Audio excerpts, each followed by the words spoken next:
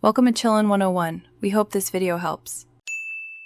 You start by confirming the cuff size and that the Dr Odin BP machine has sufficient power. This prevents faulty readings.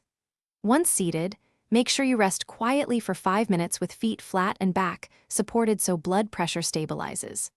Then position the cuff on your bare upper arm about 1/2 inch above the elbow, aligning the artery mark with your brachial artery. Press the start button and stay still.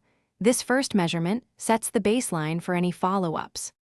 You should keep your arm relaxed and supported at heart level while the cuff inflates. This prevents artificially high or low values. Once the device begins, remain silent and avoid tensing your muscles, crossing legs, or shifting posture, because movement disrupts the oscillometric algorithm. Make sure you observe the display for pulse and systolic/diastolic numbers. Note any error codes that flash.